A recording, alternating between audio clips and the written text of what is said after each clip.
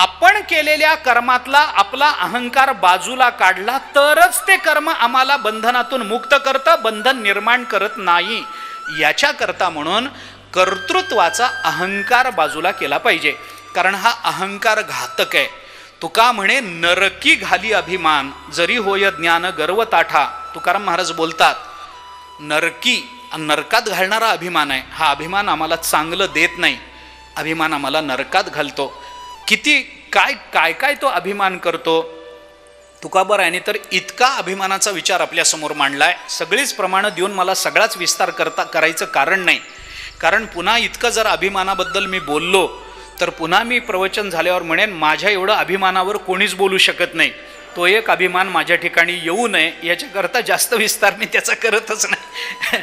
कारण अभिमान ही संकल्पनाच इतकी सूक्ष्म आहे ना की तो अभिमान आपली परवानगी घेऊन आपल्या जीवनात येत नाही. हे मोठं दुर्दैव आहे. चुकीची गोष्ट आमची परवानगी घेऊन येणार असेल तर आम्ही नाही म्हणू शकतो, पण अभिमान जीवनामध्ये प्रवेश करताना इतकं अनुकूल रूप धारण करतो की कुणालाही वाटतं याला जाऊन आलिंगन द्यावं, पण आलिंगन देईपर्यंत त्याचा घातकता त्याची आपल्याला कळत नाही. आलिंगन देऊन अभिमानाचा स्वीकार केला की मग तो आपल्याला किती घातक आहे हे कळायला लागतं.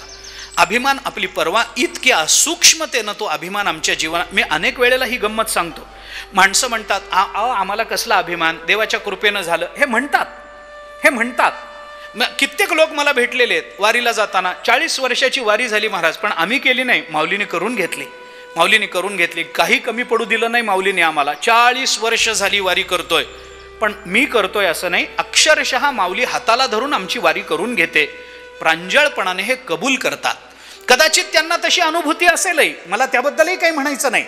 त्यांच्या प्रामाणिकपणाबद्दल मला कोणतेही संशय निर्माण करायचे नाहीत. माणसं म्हणतात आपल्याला अजिबात अभिमान नाही, बिलकुल अभिमान नाही, अभिमानच नाही. आणि हा अभिमान नाही तर काय, त्याचा बाप आहे ना. अभिमान नसण्याचा एक स्वतंत्र अभिमान निर्माण होण्याची शक्यता अभिमानामध्ये कायम राहत असते. म्हणजे ज्याच्या अभावातही त्याचा भाव राहतो त्याचं नाव अभिमान आहे. मी आपल्याला सरळ सांगतो, ऐका. ज्याच्या अभावात त्याचा भाव आहे, कारण त्याचा अभाव होतच नसतो, तो राहतो, सूक्ष्म रूपानं राहतो, झाकलेला राहतो. फक्त त्याला अनुकूल वातावरण प्राप्त होण्याचा अवकाश असतो. एकदा अभिमानाला अनुकूल वातावरण प्राप्त झालं, त्याचा विस्तार व्हायला वेळच लागत नाही. मी होतो म्हणून झालं, माझ्यामुळे झालं, मी केलं, याला वेळ लागत नाही. तो मी असतोच, मनात असतोच, सुप्त रूपात असतो. फक्त आपल्या सात्विकतेनं आपण त्याला दाबून ठेवलेलं असतं, एवढंच आहे. तो अभिमान घातक आहे. तुकाराम महाराजांनी अभिमानाबद्दल बोलताना किती वर्णनं केली आहेत, किती वर्णनं. अभिमान किती मोठा. तुकाराम महाराज म्हणतात देवाला सुद्धा त्याचं ओझं होतं. देव जवळ येऊ देत नाही, जवळ येत नाही अभिमान असणाऱ्याच्या जवळ. किती प्रमाण. हा अभिमान अत्यंत घातक. कुणाला निर्माण झाला नाही, सगळ्यांना निर्माण झाला. भगवान शुकाचार्यांसारख्या निस्पृह असणाऱ्या महात्म्याच्या ठिकाणी ज्यांनी लंगोटीचा संग केला नाही त्यांना अभिमान निर्माण झाला. तुकाराम महाराजांनी कथा सांगितली, अभिमान लागे शुकाची ये पाठी, व्यासे उफराटे दृष्टी केली, जनक भेटीसी पाठविला तेणे, अभिमान नाणे खोटे केले. तुकाराम महाराजांनी त्याची कथा सांगितली. सगळीच कथा सांगावी असं असं आत्ता नाही आहे, सांगायची नाही आहे मला, पण अभिमान असतो ही गोष्ट आपल्याला नाकारता येत नाही, हे मला आपल्याला सांगायचं आहे. हा अभिमान आमच्या कर्मामध्ये आला की ते कर्म आम्हाला बांधून टाकणार आहे. कारण हा मीपणा आमची न्यूनता सिद्ध करत असतो. हा मीपणा आम्हाला कर्मबंधन स्वीकारायला भाग पाडत असतो. आपण विचार करा, मीपणा जर माणसाच्या जवळ नसताना, मी बोलू आपल्याला, माणूस अमर झाला असता. अमर.